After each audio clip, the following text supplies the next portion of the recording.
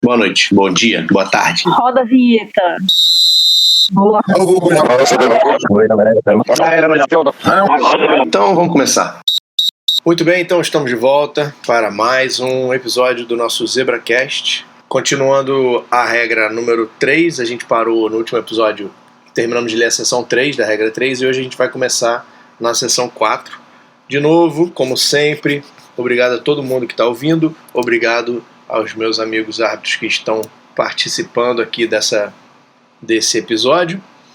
E mais uma vez, como de costume, porque ainda estamos em quarentena, eu vou indicar que o povo escute as sinfonias de Mahler em casa. É 1 hora e pouco cada uma.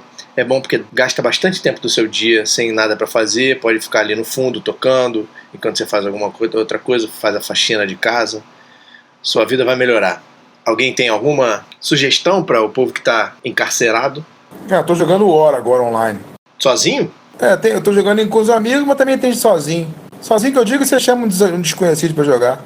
O app é meio lento, mas dá pra brincar. Ontem eu conquistei o mundo. Minha dica é faça qualquer coisa pra arejar a cabeça, porque ficar trancado em casa leva a depressão braba. Como é que tá todo mundo bem ali? Aliás, falando nisso, tá todo mundo bem? Todo mundo passando momentos difíceis ou tá tudo tranquilo? Como é que tá o seu isolamento, mano? Melhorou? Desde que eu fui ao mercado na sexta, meia-noite, já bati o recorde de novo hoje. Já tô indo pra 96 horas sem contato humano. Quando é que acaba a sua quarentena? Se Deus quiser, amanhã. Não vai acabar, vai chegar as meninas aqui, mas eu continuo em quarentena. A de viagem acaba... não sei por que 7 dias, não entendi por que tem quarentena, mas eu estendi a 8, eu tô pensando em estender a 10. Depois do estoque de papel higiênico, tá tudo certo aqui. Todos unidos na sua barreira de papel higiênico contra o Covid-19. Todo mundo comendo papel higiênico em casa. Quando sente algum sintoma, come um pedacinho. Isso vai ser motivo de fazer mestrado sobre essa. É muito surreal, não tem explicação. Não tem o menor sentido, mas as pessoas não têm muito sentido. A gente também não tem lá muito sentido, tanto é que a gente está aqui em grupo, lendo um livro de regras e comentando a respeito, para o pessoal que tem menos sentido ainda ficar ouvindo em casa e estudando junto com a gente. Então vamos continuar. Regra 3, seção número 4, que fala sobre atrasos. O artigo 1 fala sobre atraso do início de um tempo. Cada time deve ter seus jogadores em campo para a jogada de abertura no horário marcado para o início de cada tempo. Quando ambos os times se recusarem a ser o primeiro time a entrar em campo para o início de qualquer tempo, o time da casa deve ser o primeiro a entrar. E se não acontecer isso, a penalidade é de 15 jardas do próximo ponto. Letra B. A administração da partida é responsável por limpar o campo de jogo e as end zones no início de cada tempo para que os períodos possam começar no horário marcado.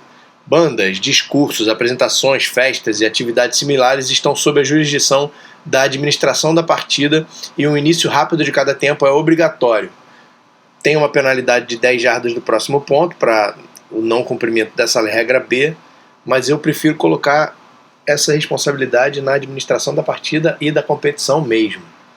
Tem uma exceção aí, diz o referee pode retirar a penalidade por circunstâncias além do controle da administração da partida. Artigo 2, atraso ilegal do jogo. E aí a gente vai começar a falar de delay of game, né, ou atraso de jogo. Tem vários itens aí nessa categoria para a gente falar a respeito. A letra A diz os árbitros devem tornar a bola pronta para jogo consistentemente durante o jogo. O relógio de jogada iniciará sua contagem de 40 segundos ou 25 segundos, conforme a regra, dependendo das circunstâncias, e uma falta por atraso ilegal ocorre se o relógio de jogada estiver em 0 antes da bola ser posta em jogo. Letra B. Atraso ilegal também inclui avançar a bola deliberadamente depois dela estar morta.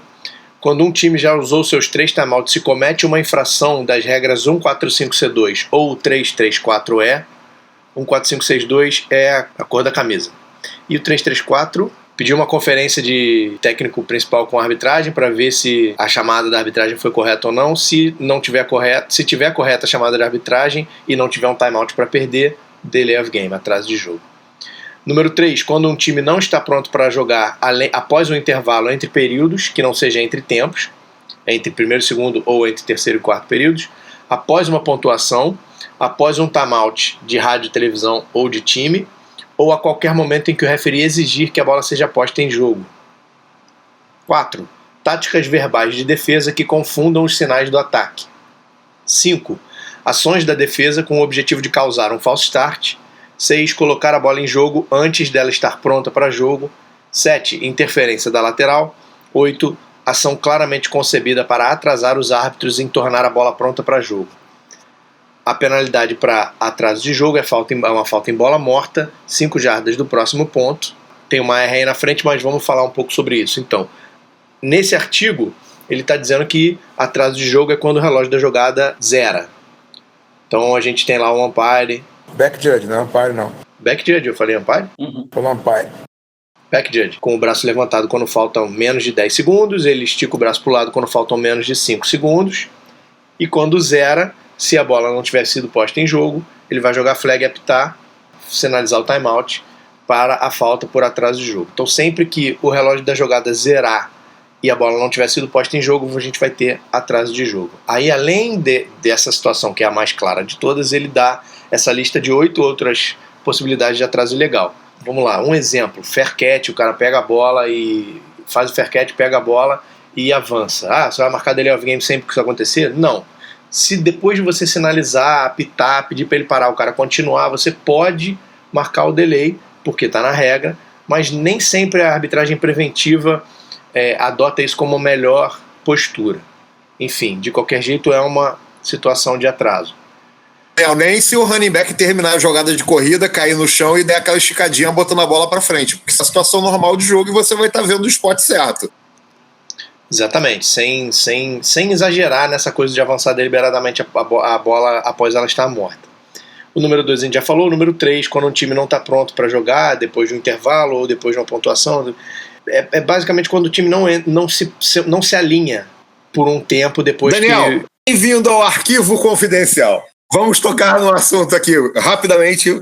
Lembra do primeiro torneio de seleções? Eu lembro, é óbvio que eu lembro do torneio de seleções. Você tá aí querendo esfregar na minha cara que eu fiz um troço completamente errado. Eu vou contar o que eu fiz completamente errado. Não, pode contar você. Ah, porque eu não tava lá na hora. Mas eu lembro. Eu tava, cara. Pode contar que eu digo que é verdade. Tava em campo, inclusive, jogando. Mas esse não se encaixa no número 3, porque não era um intervalo entre períodos, era um intervalo de halftime. O time que ia ser o time de chute entrou em campo, se posicionou, e o time que ia ser o time de retorno não entrou em campo, atrasou, demorou, tava fazendo sei lá o que no vestiário e não vinha pro campo. Eu era o referee da partida e eu simplesmente apitei a bola pronta para jogo e dane-se. Obviamente o time de chute chutou, recuperou e foi um pandemônio, porque eu tava completamente errado. Isso é totalmente errado de fazer. Eu poderia e deveria até dar o delay of game ali naquela situação, mas eu nunca deveria deixar a bola pronta para jogo sem um time em campo. Isso não existe. Mas também vamos dar um desconto, né? Você faz o quê? 12 anos atrás? Isso foi no Espírito Santo. Foi no Espírito Santo. E tem que lembrar que eu tinha passado o dia inteiro de 4 pintando o gramado com pincel. Foi a primeira vez que a gente pintou o campo na grama. Tava cansado e com raiva de todo mundo. Ainda não era futebol americano, né? Não tinha pad ainda. Copa Vienne ainda não era. Era no pads, torneio de seleção no pads. Mas enfim, o número 4 e o número 5, que são as táticas verbais de defesa que confundam os sinais do ataque e as ações de defesa com o objetivo de causar um falso start, são duas situações um pouco polêmicas. Não é uma coisa objetiva, ela é uma coisa subjetiva. Táticas verbais de defesa que confundam os sinais do ataque é quando a defesa bate palma, ou tudo bem, bater palma não é uma tática verbal, mas sim, se encaixa no táticas verbais, porque você vê que um quarterback, ao invés de gritar para o snap sair, ele bate palma, e aí a defesa começa a bater palma para confundir o ataque.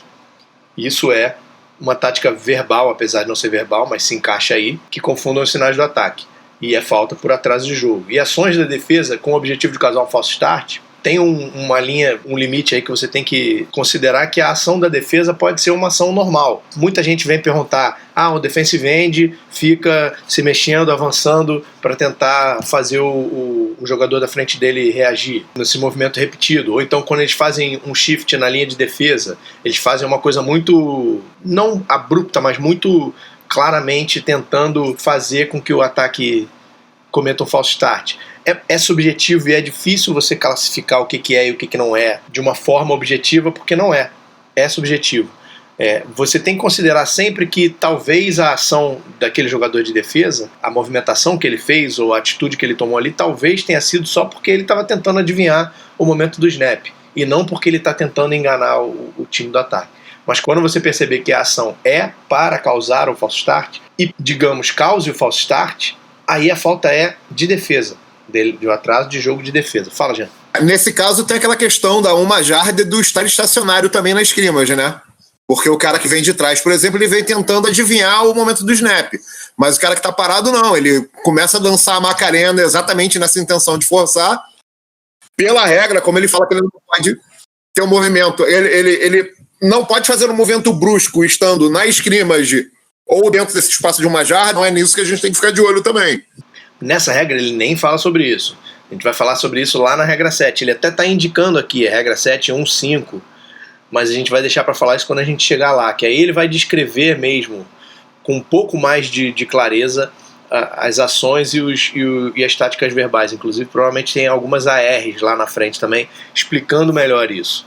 É só para a gente considerar aqui, para ficar bem claro para todo mundo, que como o Cohen estava comentando antes da gente começar o programa, que muita gente acha que esse tipo de atitude, para tentar fazer com que o ataque erre e cometa uma falta, é uma conduta antiesportiva, né? As pessoas têm essa comparação, como o Cohen mesmo estava dizendo, tem essa comparação com um antijogo no futebol e classificariam isso como uma atitude antidesportiva. Não é o caso.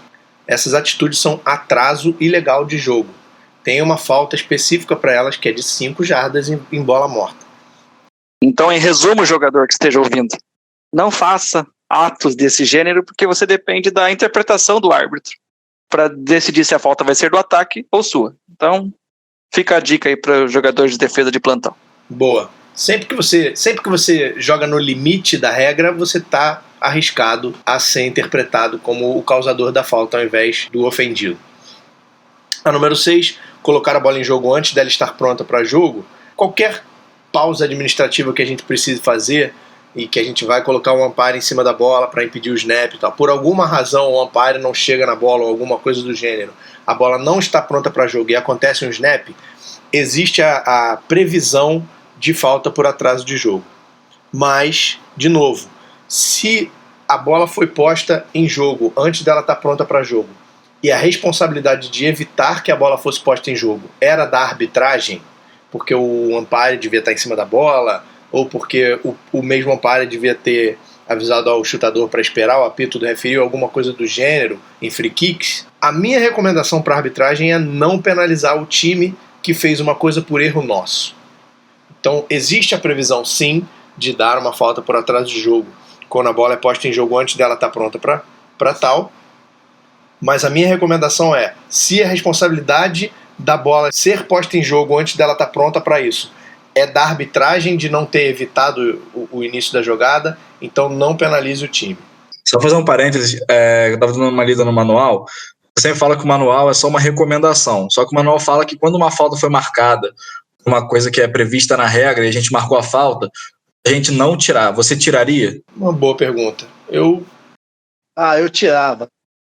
Pois é. Eu tenho a impressão de que eu tiraria também. Tira e explica a situação também, né? Sim, exatamente. A arbitragem não estava preparada ou alguma coisa do gênero, a arbitragem não estava posicionada, qualquer coisa que puxe a responsabilidade do que aconteceu para a arbitragem. Porque realmente não é justo punir o time por entre aspas, erro da arbitragem. O número 7, ele diz que é atraso ilegal de jogo, interferência de lateral. A gente tem uma sessão sobre interferência de lateral lá na frente que a gente vai ver, o 925, então também deixa isso para pensar nisso depois. Ufa! E ações claramente concebidas para atrasar os árbitros em tornar a bola pronta para jogo é aquela coisa, o maluco cai, termina a jogada, ele cai com a bola no chão e não devolve a bola. Alguém atrapalhar a troca de posse, a troca de bola dos árbitros até o reposicionamento, isso eu acho que seria mais antiesportivo, por exemplo, do que atraso de jogo, mas coisas desse gênero, assim, atitudezinhas para atrasar o reposicionamento da bola. Não tinha um minute drill, o defensor continuar agarrando o jogador que foi derrubado com bola. Então, eu tenho uma margem muito grande para parar, transformar isso em falta. Eu tenho uma margem grande para considerar isso como falta. Mas, de novo, é a mesma coisa que o Pina disse. Se você joga no limite da regra, você está correndo o risco da interpretação do árbitro que está no seu jogo. Eu tenho um limite muito grande para isso.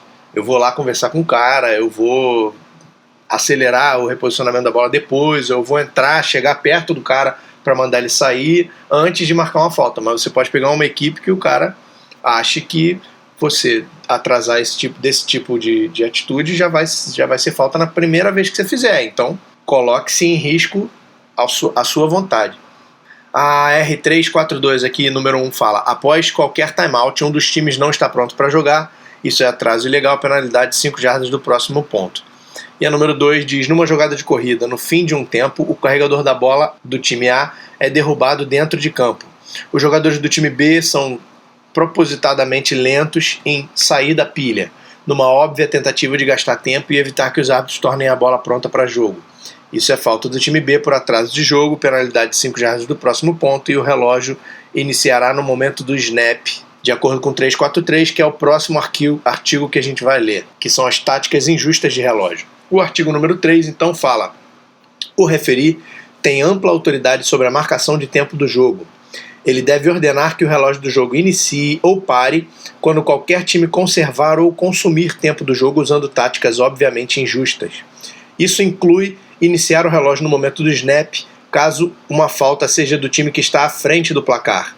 Se o relógio do jogo for parado para completar uma penalidade por uma falta do time à frente no placar, ou qualquer time se o placar estiver empatado, dentro dos 2 últimos minutos de um ref, o relógio do jogo vai rodar no snap a opção do time ofendido.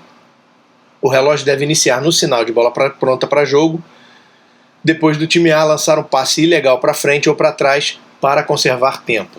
Então, basicamente, o que ele está dizendo aí é que o referee tem liberdade de rodar o relógio no snap ou no sinal de pronto para jogo se ele perceber que um time está tomando alguma atitude, fazendo alguma coisa para conservar ou consumir o tempo do jogo. Ou seja, chupa Belo Cheat, chupa Vrabel. Aqui no Brasilzão não funciona essa estratégia. Exatamente, não funciona.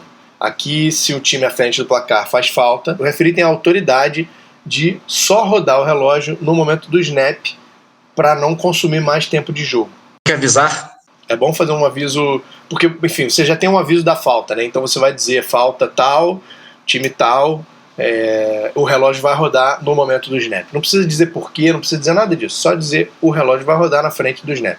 E esse mesmo artigo, ele diz que dentro dos 2 últimos minutos de cada ref, quando essa situação acontece, um time faz falta e o time ofendido tem a opção de quando o relógio do jogo vai rodar, se é no snap ou se é no sinal da bola pronta para jogo.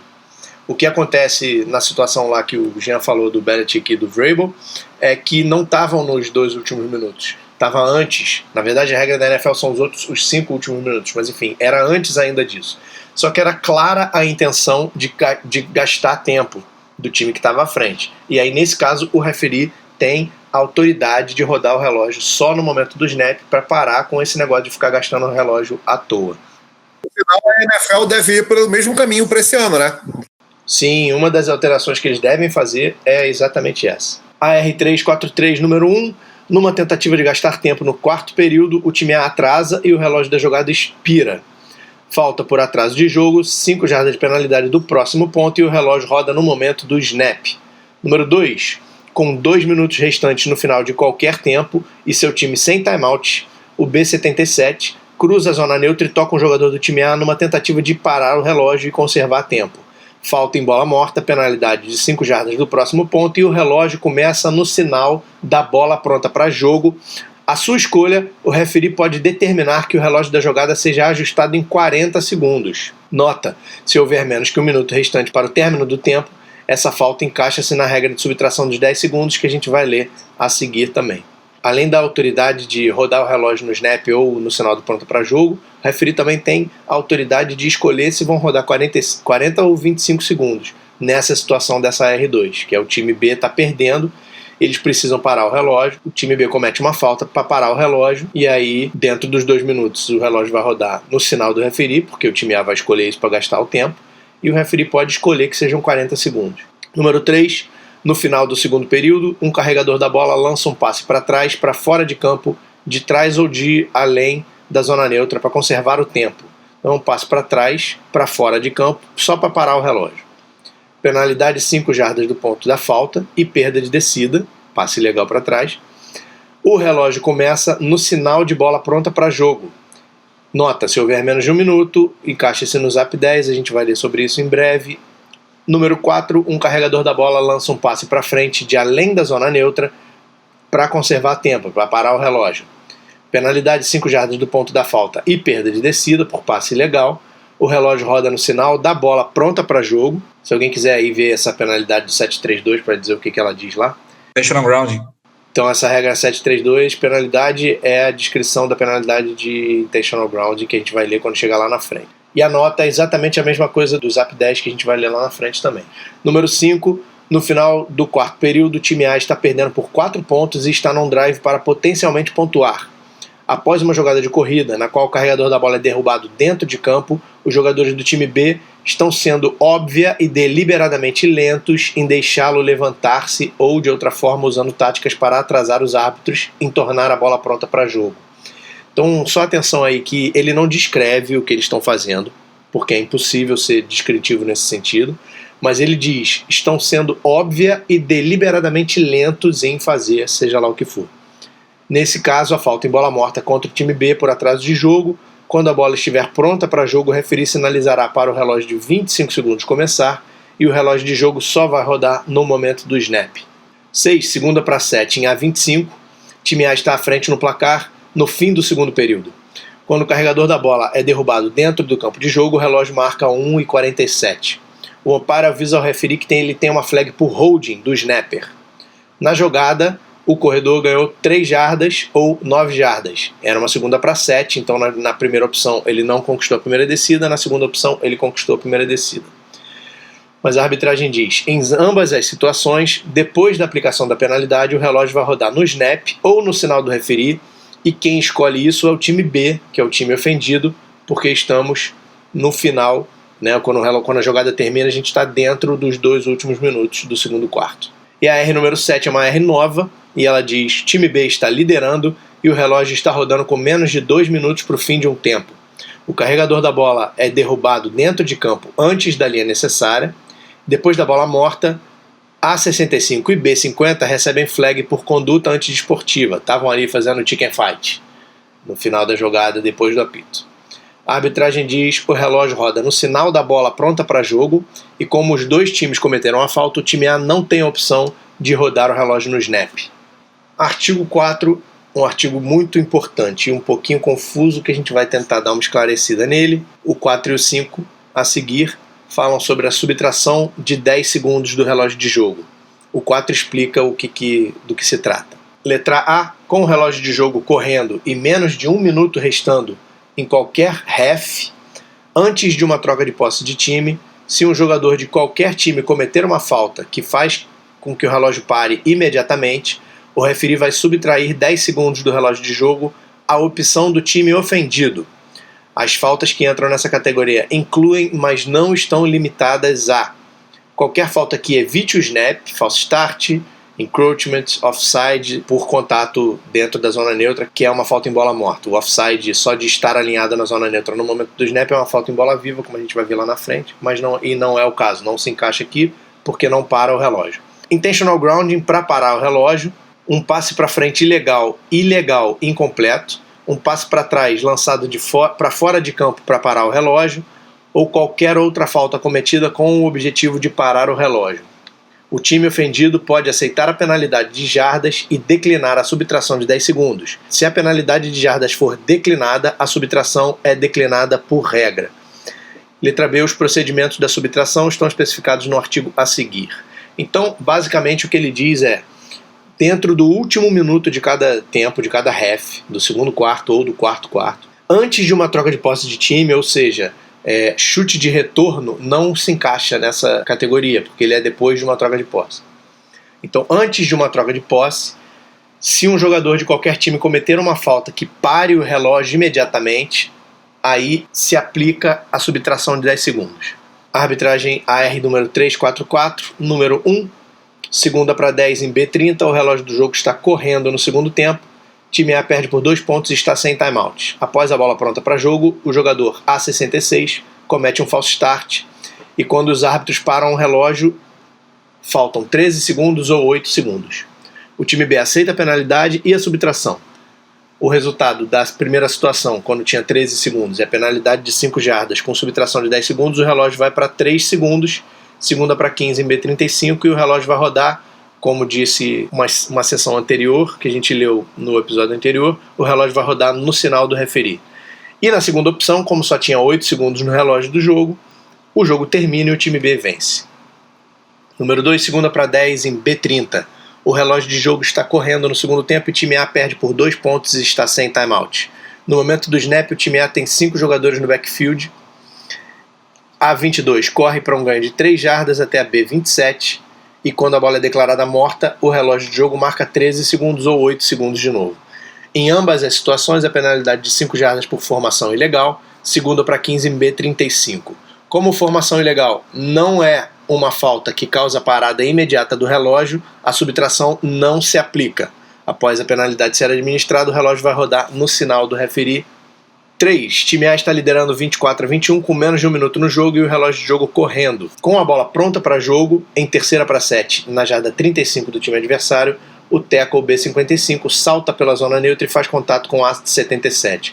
Os árbitros param a jogada com o relógio de jogo marcando 38 segundos e o time B não possui timeout. Quando ele diz que o time B não possui timeouts, ele basicamente está dizendo que o time B não tem a opção de evitar a subtração de 10 segundos.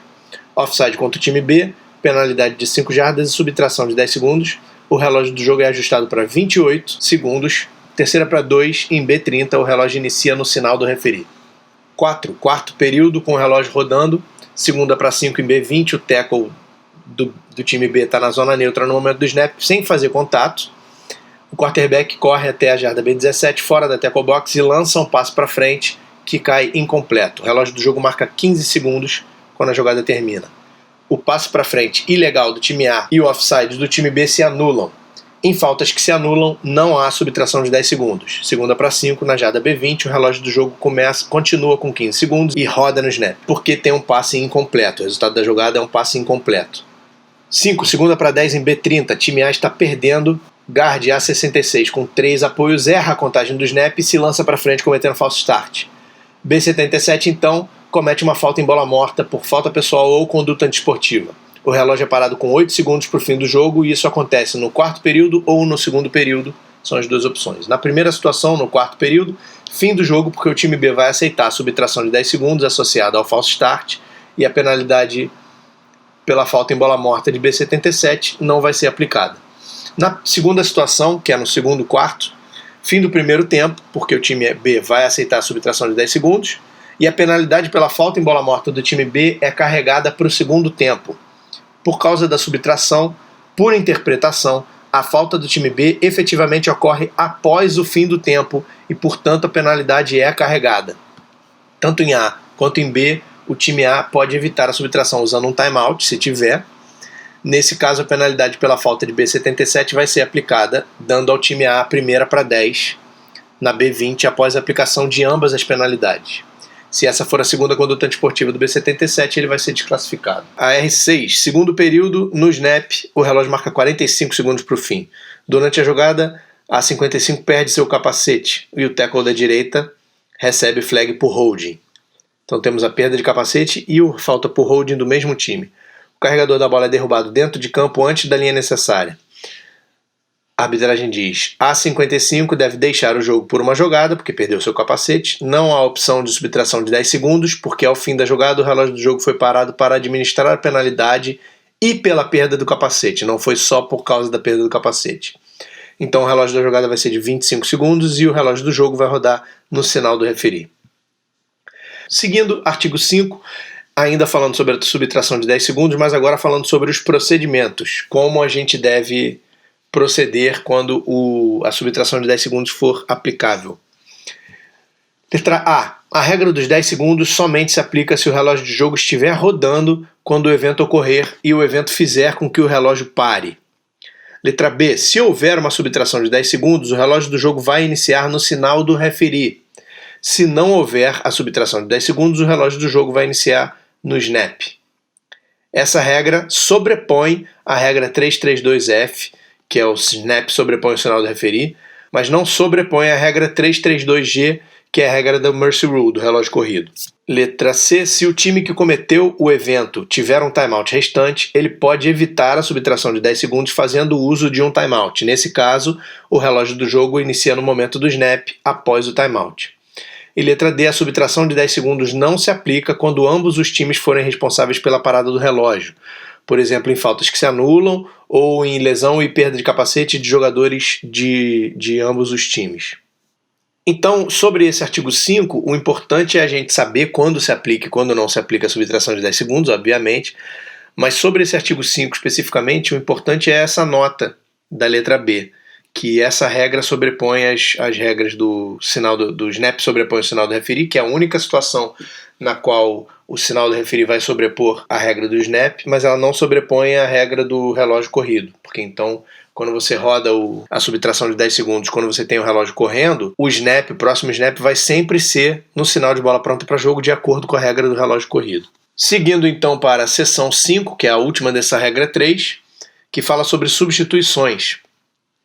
O artigo 1 fala sobre os procedimentos de substituição. Qualquer número de substitutos legais de qualquer time pode entrar no jogo entre os períodos, após uma pontuação ou um try, ou durante o intervalo entre as descidas, mas somente com o objetivo de substituir jogadores ou preencher vagas de jogadores. Ou seja, não tem limite para o número de substituições. Pode fazer quantas substituições quiser, contanto que os jogadores que estejam entrando seja o mesmo número de jogadores que estiver saindo ou de vagas de jogadores disponíveis dentro de campo. Artigo 2. Substituições legais. Um substituto legal pode tomar o lugar de outro jogador ou uma vaga de jogador, contanto que nenhuma das restrições a seguir seja violada. Nenhum substituto deve entrar em campo de jogo ou end zones enquanto a bola está em jogo. Nenhum jogador, excedendo 11, deve deixar o campo de jogo ou end zone enquanto a bola está em jogo. Penalidade por isso é falta em bola viva 5 jardas do ponto anterior. Por qualquer uma dessas duas coisas que eu falei agora, falta em bola viva 5 jardas do ponto anterior. Letra C. Um substituto legal deve entrar no campo de jogo vindo diretamente de sua área de time e um jogador substituído deve sair pela lateral próxima à sua área de time e seguir para a sua área de time. Então, o que está dizendo isso basicamente é que um substituto não pode correr pela lateral até perto da linha de scrimmage e entrar em campo. Ele tem que entrar em campo e ir para a linha de scrimmage, para o alinhamento do time dele, por dentro de campo. Já o jogador que vai ser substituído pode sair o mais perto da linha de scrimmage que ele tiver e depois correr pela lateral até a área de time. Léo, só para lembrar que quando ele fala a sua área de time, é o espaço entre 20 e 20. Porque senão o cara sai dentro da própria endzone, fica na lateral de campo e acha que substituiu tranquilão, que ali ele tem. Sim. A área de time é da jarda 20 de um lado até a jarda 20 do outro, e ela é marcada lá pelas linhas que a gente pede para serem desenhadas, tem lá no gráfico do apêndice D também. E um jogador substituído deve sair de campo de jogo, incluindo as end zones, imediatamente.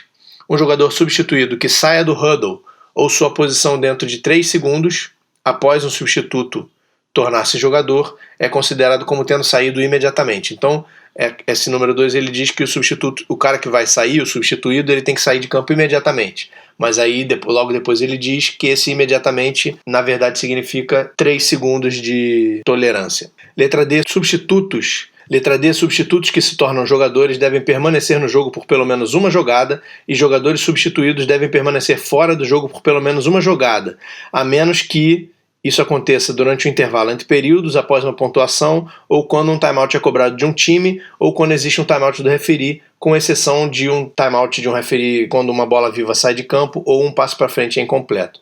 Aqui o que ele está dizendo é que quando o passo para frente é incompleto ou quando uma bola viva sai de campo, isso o relógio para por causa de um timeout de referee.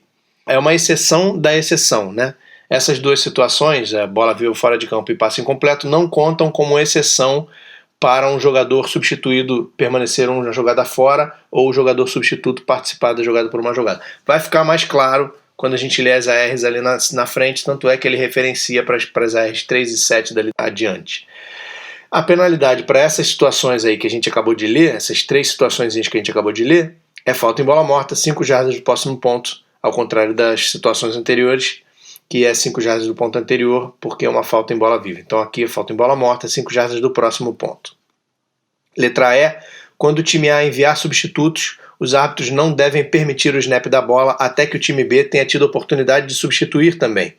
Durante o processo de substituição ou simulação de substituição, o time A não pode acelerar sua ida para a linha de scrimmage com a intenção óbvia de criar desvantagem para a defesa. Se a bola estiver pronta para jogo, os árbitros não devem permitir que o snap aconteça até que o time B tenha colocado seus substitutos em posição e os substituídos tenham saído de campo. O time B deve reagir imediatamente com as suas substituições. Penalidade pela primeira ofensa desse tipo é falta em bola morta, atraso de jogo do time B por não completar suas substituições imediatamente, ou atraso de jogo do time A por causar o fim do tempo do relógio da jogada. 5 jardas do próximo ponto e o referee vai avisar ao técnico principal que qualquer tática similar a essa vai resultar em uma conduta antidesportiva. E aí, na segunda e subsequentes ofensas desse tipo, falta em bola morta, conduta antiesportiva do time que tiver causado a falta, e o árbitro deve soar seu apito imediatamente, 15 jardas do próximo ponto. Aí, só para deixar claro, quando há uma substituição do time A, o umpire vai para cima da bola, ou o center judge vai para cima da bola para impedir o snap. Nesse tempo em que a substituição está acontecendo, o time B tem que reagir imediatamente para fazer as substituições necessárias para colocar sua melhor formação de defesa. Se durante o tempo dessas substituições o relógio da jogada zerar, a falta é por atraso de jogo do time A. E se o time B demorar a começar o processo de substituição, aí a falta é por atraso de jogo do time B. No manual de mecânica tem explicado um pouco mais claramente o procedimento e o momento em que o umpire deve sair da bola para permitir o snap, mas basicamente o umpire vai para a bola no momento em que começa a substituição do time A, e ele só sai da bola depois que o time A se posicionou, os 11, na formação. E aí ele vai olhar o time B e ver se está tudo em ordem e vai sair de cima da bola. A R352, número 1, quaisquer jogadores em excesso de 11, ou seja, temos mais do que 11 jogadores em campo, e os jogadores a mais estão obviamente se retirando, mas não chegaram a uma linha delimitadora quando a bola é posta em jogo e não interferem com a jogada ou com os jogadores. Falta em bola viva, penalidade de 5 jardas do ponto anterior. 2. Após uma troca de posse de time ou qualquer timeout, a bola é declarada pronta para jogo. Quando o time A tiver completado sua formação ofensiva, o time B deve prontamente posicionar seu pessoal. Será permitido tempo para o time B completar substituições. Qualquer time está sujeito à falta por atraso de jogo. O time B por não completar suas substituições prontamente, ou o time A pelo relógio de 25 segundos expirar. Penalidade de 5 jardas do próximo ponto. 3. Em terceira descida, sem troca de posse de time, o carregador da bola A27 sai de campo ou o passe para frente legal do time A cai incompleto. Durante esse intervalo entre as descidas não há outro timeout do referee. Antes do snap de quarta descida, o substituto B75 entra no jogo e então sai sem permanecer em jogo por uma jogada. Falta em bola morta, penalidade de 5 jardas do próximo ponto. 4. Time A tem 11 jogadores no huddle e a A81 erroneamente pensa que foi substituído e corre para sua área de time. Ele é imediatamente enviado de volta ao campo e assume uma posição na linha de scrimmage próximo à sua linha lateral. O time inteiro esteve parado por um segundo antes do snap e não houve timeout do referee. Falta em bola morta, o jogador perde seu status como participante quando entra na área de time, enquanto a bola está morta, e deve cumprir as regras de substituição, ou seja, ficar fora por uma jogada nesse caso. Penalidade 5 jardas do próximo ponto ou 15 jardas do próximo ponto, se for considerada uma violação da regra 922B, que é usar o processo de substituição para enganar o adversário. Número 5. Após a bola estar pronta para jogo e o umpire ou center judge em sua posição normal, o time A rapidamente troca alguns jogadores por substitutos, fica um segundo parado e faz o snap. O umpire ou center judge tenta chegar à bola para permitir que a defesa tenha tempo de substituir, mas não consegue evitar o snap. A arbitragem diz que a jogada é interrompida, o relógio do jogo é parado e a defesa é autorizada a fazer as substituições em resposta às substituições finais do time A, sem falta. Aí essa R é engraçado porque ela não está lá em cima naquele artigo que a gente estava falando sobre isso, mas ela meio que dá essa esclarecida, né? Porque é uma bola que não está pronta para jogo, em teoria, porque ela era para o árbitro estar em cima dela e impedir o snap, e o snap é feito, e aí ele está dizendo que não tem falta. Ela estava pronta e deixou de estar pronta. Na real ela não deixou de estar pronta, porque a gente não precisa sinalizar que ela está pronta para jogo de novo, ela continua pronta para jogo. Tem uma diferença sim do que é a situação anterior para o que é essa, mas eu acho que a gente pode um pouco se guiar por essa R aí, naquele direcionamento de não punir o time por um erro da arbitragem. O relógio da jogada é ajustado para 25 segundos e inicia no sinal da bola pronta para jogo. O relógio do jogo inicia no sinal da bola pronta para jogo ou no snap, dependendo das condições que o relógio foi parado. O referee informa ao técnico do time A que qualquer ação subsequente desse tipo vai resultar em conduta antiesportiva contra o seu time. Número 6. Entre descidas de scrimmage, um ou mais substitutos do time B entram em campo do jogo. Antes de o snap para a próxima descida, mais de 11 jogadores do time B intencionalmente permanecem no campo de jogo o maior tempo possível, mais de 3 segundos, para disfarçar o pessoal e o tipo de defesa de cobertura. Isso é uma falta em bola morta do time B por substituição ilegal, penalidade de 5 jardas do próximo ponto. 7. Depois de uma descida que resultou em primeira descida primeira para 10 na jarda B40, 11 jogadores do time A que joga no huddle movem-se em várias posições para se alinhar para a próxima jogada. A bola está pronta para jogo quando o A22 corre para o campo vindo da sua área de time e após a pausa de 1 segundo no topo dos números, ele ou a equipe técnica percebem que ele é o 12º jogador.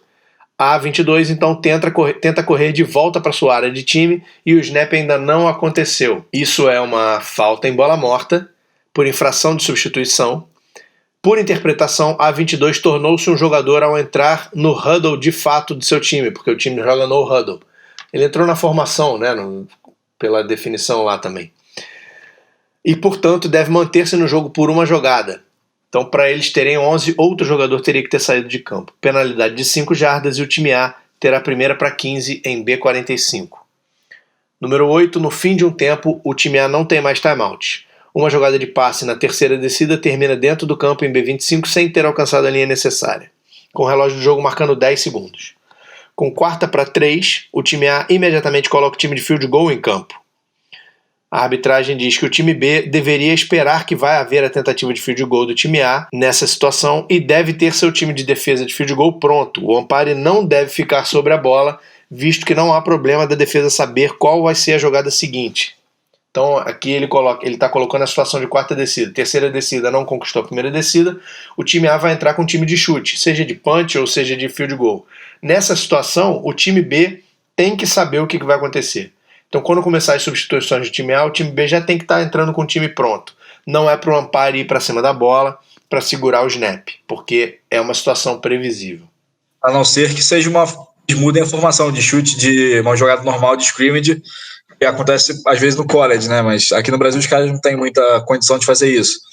Mostrar uma jogada de scrimmage, aí substitui muito rápido, aí sim o umpire vai para a bola. Sim, nesse caso sim, porque você teve a formação já para a 4ª descida e era uma formação e de repente substituiu todo mundo para fazer uma outra coisa. Nesse caso se encaixa na descrição lá da letra E, mas no caso da R não. No caso da R termina uma jogada, eles substituem para a próxima jogada. Número 9, no fim do primeiro tempo, o time A não tem mais timeout. Uma jogada de passe na terceira descida termina dentro de campo na jarda 25 sem ter alcançado a linha necessária, com o relógio de jogo marcando 30 segundos. Com 4ª descida para 3, o time A não dá indicação da sua próxima jogada até que o relógio de jogo marque 10 segundos. E aí então eles correm com o time de field goal para dentro do campo e o time B corre para responder. Nessa situação, o umpire vai para cima da bola para evitar que o snap aconteça até que o time B tenha tido uma oportunidade razoável de colocar seu time de defesa de field goal em campo. O umpire então vai se afastar quando julgar que a defesa teve tempo suficiente, e se o relógio de jogo marcar 0 antes do snap, depois do umpire se afastar, o tempo terminou. Tá aí mais ou menos a explicar a situação que você levantou. Mais ou menos, né? Mas a filosofia é a mesma. Artigo 3, mais que 11 jogadores em campo. Time A não pode quebrar o huddle com mais de 11 jogadores e nem manter mais de 11 jogadores no huddle ou numa formação por mais do que 3 segundos. Os árbitros devem parar a ação independentemente de o snap ter acontecido ou não. Ao time B é permitido manter brevemente mais que 11 jogadores no campo para antecipar a formação ofensiva, mas não pode ter mais do que 11 jogadores na sua formação se o snap for iminente. Se o snap for iminente ou tiver acabado de ocorrer, os árbitros devem parar a ação. A penalidade para essas duas situações é falta em bola morta, 5 jardas do próximo ponto. Então, é uma situação de substituição ilegal por 12 homens em campo em bola morta. Quando o time A tiver mais de 11 jogadores no huddle ou mais de 11 jogadores na formação por mais do que 13 segundos. E quando o time B tiver mais de 11 jogadores, quando o snap for iminente ou quando acontecer o snap imediatamente nesse momento, a arbitragem deve parar a ação da jogada para aplicar a falta em bola morta. Se os árbitros não detectarem um número excessivo de jogadores durante a descida ou depois da bola morta, ou se os jogadores do time B entrarem em campo logo antes do snap, mas não entrarem em formação, a infração é tratada como falta em bola viva, 5 jardas do ponto anterior. Só em questão de sinalização, porque a gente tem um pouco de... começa a apitar, pegar um pouco dos sinais da NFL, né? O sinal de substituição da NFL é diferente do nosso, que é mão na cabeça, se eu não me engano. Todos os sinais de substituição, tirando os que você citou, que são atraso, conduta antidesportiva, são com a mão cruzando o braço no peito de substituição ilegal. Não é a mão na cabeça para mais de 11 jogadores em campo. Mais fácil do que essa descrição que você deu, só o sinal de substituição ilegal é colocar a mão direita no ombro esquerdo. Ou mão esquerda no ombro direito. Comparando, já que a gente entrou na onda, e é muito interessante quando a gente faz isso de comparar a nossa regra com a NFL, aqui nessa parte dos 11 jogadores em campo, quando ele fala em quebrar o huddle, na NFL a gente vê isso claramente, quando você vê que o quarterback sai do huddle, fica destacado no huddle, acontece a substituição e ele conta os jogadores antes de entrar no huddle. Pra gente aqui isso não funciona, porque a gente várias vezes viu isso ser marcado, óbvio, a gente já marcou isso também, de simplesmente estar os 12 ali no meio do campo e passou os 3 segundos e ninguém decidiu quem sai. Não, no huddle é no huddle. O que acontece na NFL é exatamente o que tem que acontecer para não ter mais de 11 jogadores no huddle. O quarterback, que é o líder do ataque, chama o huddle. Quando o huddle se forma e ele percebe que vai ter uma substituição, ele sai, dá 2, 3 passos para trás e aí ele já não está mais no huddle. Aí acontece a substituição, ele vê que tem 10 e ele vai ser o 11, aí ele chega no huddle. Se isso acontecer aqui, é legal, é exatamente o que a gente espera. O que não dá é para ter o huddle com todo mundo ali e aí entrar o 12º jogador e eles ficarem naquela de quem é que vai sair e passar 3 segundos. Aí são 12 jogadores no huddle. Para evitar essa possibilidade, porque normalmente quando entra um jogador ele já entra chamando o outro jogador para sair. Então normalmente leva menos de 3 segundos com 12 jogadores no huddle. Mas para evitar essa situação, o que acontece é isso. O quarterback dá 2 passos para trás, sai do huddle e a substituição acontece legalmente. AR-353, número 1. A33, um substituto entrando em campo, entra no huddle ou assume uma posição na formação e, após aproximadamente 2 segundos, A34 deixa o huddle e sai de campo na sua linha lateral ou, após aproximadamente 4 segundos, esse mesmo A34 deixa o huddle e sai de campo na sua linha lateral. Na primeira situação foram 2 segundos, jogada legal. Na segunda situação foram 4 segundos, falta. E a nota diz: um jogador saindo que deixa o huddle ou sua posição em até 3 segundos é considerado como tendo saído imediatamente, como diz lá em cima a regra. Número 2, após a bola estar pronta para jogo, o substituto B12 entra no huddle ou na formação de defesa e o jogador saindo demora mais de 3 segundos antes de deixar o huddle ou a formação e sair do campo de jogo. Isso é uma violação da regra de substituição, falta em bola morta. O referee não é obrigado a avisar um jogador saindo para deixar o huddle imediatamente. 3. O time A tem 11 jogadores no huddle quando o A27 se aproxima dele. Menos de 10 jardas de distância. Quando ele quebra. Isso é uma falta em bola morta, penalidade de 5 jardas do próximo ponto. Porque aí você tem 12 jogadores quebrando o huddle. Né? E aí ele coloca menos de 10 jardas, que é para fingir que é uma definição totalmente científica. Mas é isso, quebrando mais de 11 jogadores quebrando o huddle, falta em bola morta, 5 jardas do próximo ponto. Inverte a situação pra mim, o cara tá se afastando do huddle. Quebra com o cara se afastando, não se aproximando. Eu acho que ele usa esse menos de 10 jardas aí como uma coisa pseudocientífica, que se o cara tá se afastando do huddle, mas ele ainda tá em menos de 10 jardas, eu acho que continua sendo considerado como o huddle quebrando com mais de 11. Quebrando tanto entrando quanto saindo, né? Acho que tanto entrando quanto saindo nessa número 3 aí.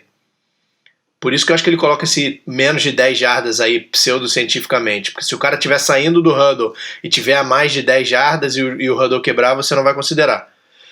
Porque eu acho que saindo é mais comum do que entrando, na minha opinião. Concordo contigo. É muito mais comum. Muito mais comum. E eu acho que, por mais que a gente consiga, talvez fosse... Não, é isso mesmo. Porque imagina, você tem o huddle com os 11 e aí entra um cara que é o 12º, mas logo sai o outro. E aí o cara sai, dá 4 passos para fora do huddle e aí o huddle quebra. Tá quebrando com 12 jogadores, né? Tá fazendo um huddle estendido, né? Vamos dizer assim. Pois é. Eu acho que continua se enquadrando nessa situação aí. Falta em bola morta por 12 homens quebrando o huddle. Mas peraí, mas aí nesse caso, o cara não tá no huddle. Ele tá, em teoria a gente poderia enquadrar como ele estando na formação depois. Não no huddle, porque ele quebrou o huddle, ok, com 12 em campo, mas dentro do huddle tinha 11. Sim, mas quebrar o huddle com mais de 11 também é falta. E essa número 3 é exatamente essa situação. O huddle tá quebrando com 11, mas tem um 12º que tá vindo na direção do huddle. Então ele considera como se estivesse quebrando o huddle com mais de 11. Por isso que eu falei que era um huddle estendido, né? Ele considera que é um ele huddle, meio que mas estende o huddle, assim, 9 jardas 10 em jardas de volta. distância. 10 jardas em volta ainda é huddle. O que é muito esquisito, porque aí aquela situação que você falou diante do quarterback, por exemplo, Jean, dele dar 2, 3 passos para trás, não deveria ser legal. Isso que me surgiu a dúvida comparando com a NFL, onde na NFL isso é legal. Eu não sei com relação a quebrar o huddle, eu nunca vi essa situação na NFL. Mas a gente pode considerar, nesse caso do quarterback, deixar o huddle com 2 ou 3 passos, ele ir para o huddle estendido, vamos colocar entre aspas aí, ir para um huddle estendido, dar 3, 4 passos para trás, o huddle mesmo continua tendo 10 pessoas. Só que para quebrar, no momento de quebrar o huddle é que você tem o huddle estendido. É estranho essa regra, essa R3 aí. Primeiro que eu não acho que isso vai acontecer com muita regularidade, assim. E acho que a gente pode ter essa R em mente como um guia, mas eu não sei, eu sinceramente, como referi, eu não sei se eu marcaria essa falta, não. Sim, a grande verdade é que normalmente a gente é muito complacente com essa substituição, né? A gente normalmente... A gente evita marcar nessa história do cara entrou no campo, volta, tem 12, entrou, saiu. A gente costuma ser mais complacente com isso. Sim, porque eu acho que tem a ver também com o nível de jogo. Isso é uma coisa que o Lemonnier falou bastante quando ele esteve aqui. A arbitragem ela tem que se adaptar ao nível do jogo. Se o nível do jogo for times muito bem treinados e muito bem disciplinados, aí sim, aí a gente vai aplicar essa R3 aí do jeito que ela está escrita. Mas no nosso caso, no Brasil, por mais que o time seja bem treinado e bem organizado, isso é um nível de... não de prática, é um nível de vivência do futebol americano e das regras do futebol americano que a gente não tem, né, na realidade. Eu vou dizer que nunca marquei uma falta igual dessa 3 aí e não marcaria. Pois é, eu também não marcaria. Acho que a nível Brasil isso aí não tem aplicabilidade não. Atualmente. Eu concordo, eu também não marcaria não, atualmente, exatamente. Dependendo do nível, do crescimento do futebol americano, do nível da vivência, talvez em algum momento a gente possa marcar isso. Eu acho que já tem jogo facilmente marcável isso aí. Acha mesmo? Acho. Tem jogos mais organizados que eu já vi, principalmente nos playoffs. Cara, que isso aí é bem erro mesmo, né? Que o time é muito organizado. Mas sei lá, também não é absurdo não marcar, não. Eu não acho que não seja absurdo não marcar, mas eu acho que se a gente percebe que tá nesse nível, faz parte, é a regra, né? É claro que vai pegar o time de surpresa quando acontecer uma situação dessa, mas é a regra. 99% dos jogos não tem muito sentido mesmo, não. 4. Ao final da terceira descida, time B envia sua equipe de retorno de chute. Os árbitros responsáveis contam os jogadores do time B e têm certeza de que tem 12 jogadores em campo. Depois de aproximadamente 4 segundos, os árbitros apitam e lançam suas flags. Por uma falta em bola morta, violação da substituição, penalidade de 5 jardas do próximo ponto, por 12 homens em campo do time B. 5. Time A está em formação para chutar um field goal e o time B tem 11 jogadores na sua formação.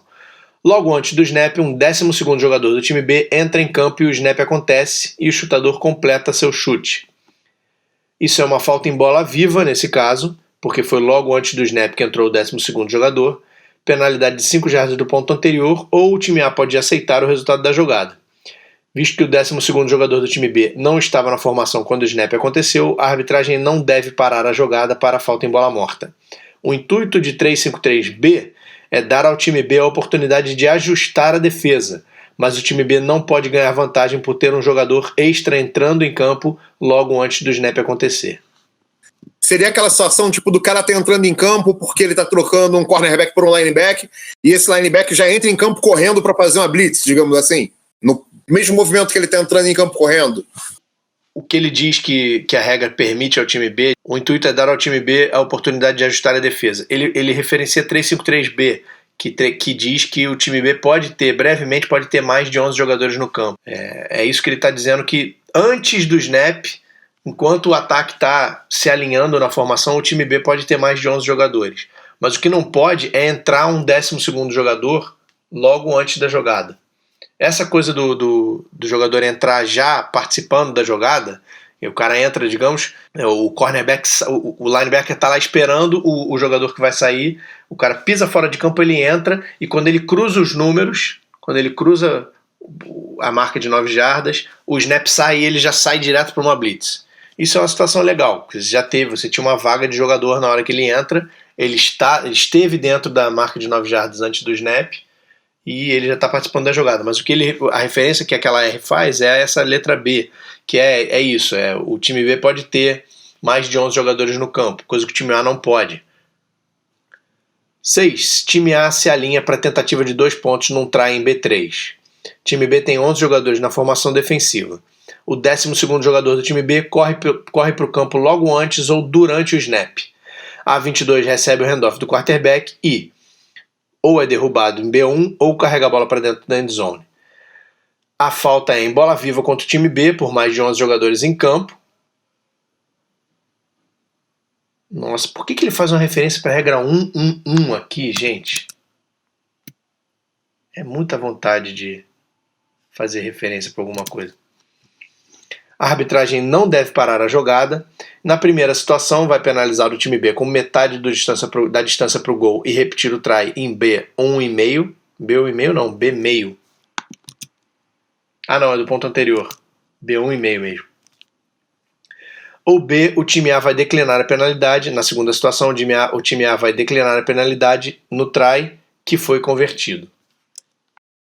Eu boiei completamente, eu não ouvi o que o Tino falou, então... Tu não ouviu nem da segunda vez? Não ouvi.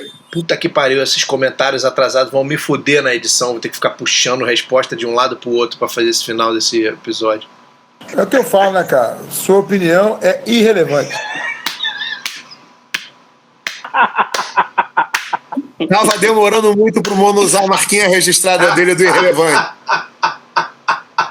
Chegamos então nessa nota ao final da regra 3. Cara, eu vou deixar você. Comenta, mano, fala. Nada, só fechei que estava de ouro, cara. Eu mereço os louros. Demorou pra soltar isso. Chegamos ao final da regra 3, ao final desse episódio, que era a leitura da regra 3. No próximo episódio, a gente começa a leitura da regra 4. Com sorte, a gente consegue ler ele inteiro num episódio, porque a regra é curtinha. E com mais sorte ainda, a gente consegue ler a 4 e a 5. Se bem que aí eu acho que já é muita esperança demais para um podcast só. Muito obrigado a todo mundo que está aqui participando comigo, aos meus amigos que estão comentando aí, me ajudando a passar esse material para todo mundo. Muito obrigado a quem está dando audiência e prestando atenção e estudando. Convido a todos que tiverem dúvidas ou questões que mandem e-mail para mim ou que entrem, procurem a gente nas redes sociais, no Instagram lá do ZebraCast ou pelo meu e-mail mesmo, danielvasquezarbitragem@gmail.com, ou pelas minhas redes sociais e de todo mundo que está aqui, do Jean, do Mono. Pode perturbar eles também, não perturba só a mim, não. Boa noite então, pessoal, boa tarde, bom dia, boa semana, bom fim de ano, bom... Eu não sei em que época do ano esse podcast vai estar sendo... Boa quarentena. Boa quarentena para todo mundo. Até mais. Um abraço. Bom estudo, bons seriados. Valeu. Até a próxima. Já tá tendo eco meu ainda? Sim. Roda a vinheta. Boa. Então vamos começar.